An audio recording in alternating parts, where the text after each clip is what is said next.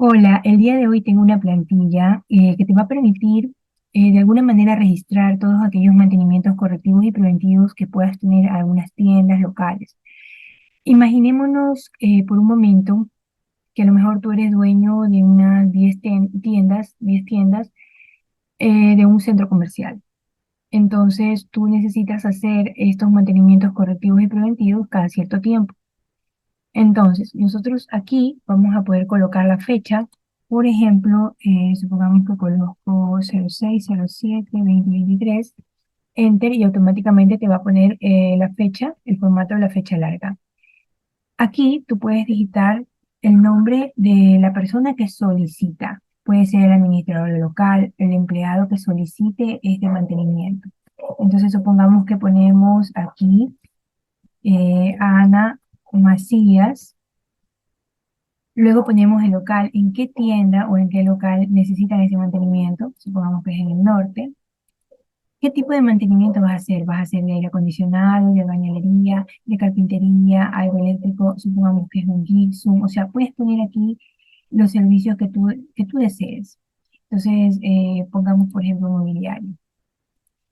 Y el tipo de mantenimiento que vas a hacer. De repente vas a hacer una simple corrección o vas a hacer algo preventivo. Por ejemplo, aquí yo puedo poner la descripción del requerimiento aquí.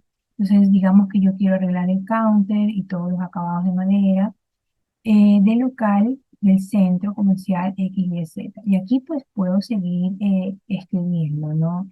Que si yo le puedo poner con barnizado, ¿sí? Y puedo seguir escribiendo. Luego en la parte de abajo dice justificación del requerimiento, porque esto es lo que está solicitando Ana Macías. Pero, ¿por qué está solicitando esto? Está solicitando, esta es la justificación del requerimiento. Entonces aquí ella escribe, porque el counter pues lleva 10 años y da una mala imagen al ingreso local, necesita que la madera sea curada y barnizada, en fin. Y acá está la firma del administrador local, el responsable que va a hacer ese cambio o ese trabajo y quién lo autoriza. Esto puede variar, ¿sí? Tú a lo mejor necesitas dos firmas, puedes quitar una y dejar dos, eso no hay ningún inconveniente. Con respecto a cómo llenas los campos, si te fijas siempre aquí hay una flechita, ¿sí ves? Donde tú puedes llenar los tipos de servicios, ¿sí? Entonces tú puedes en algún momento necesitar añadir tal vez un local, por ejemplo. Necesitas añadir un local. Tú aquí en parámetros, en la hoja de parámetros, tú puedes añadir aquí. Puedes seguir añadiendo los locales que desees. O puede ser tienda uno, o puedes poner el nombre de la tienda, en fin, como tú quieras llenar los locales. Lo mismo para los servicios y lo mismo para el tipo de mantenimiento. Si me voy al formulario, y yo me voy aquí, fíjate que me están apareciendo lo que yo ingresé, este o este tienda. Es importante, es importante que si tú llegas a crecer a más de 20 o 25 locales o ítems que vas a colocar en la hoja de parámetros, tú puedes irte siempre aquí a norte, por ejemplo, y a validación de datos. Si tú le das clic, fíjate en el menú datos. Si tú le das clic aquí en validación de datos, fíjate en esto de aquí. Estoy llamando a la hoja parámetros desde la A2 a la A10. Si tú te vas a la hoja parámetros de la A2 a la A10, quiere decir que esto de aquí te va a mostrar solamente de la 2 a la 10. ¿Sí? ¿Qué pasaría si yo crezco hasta la 12?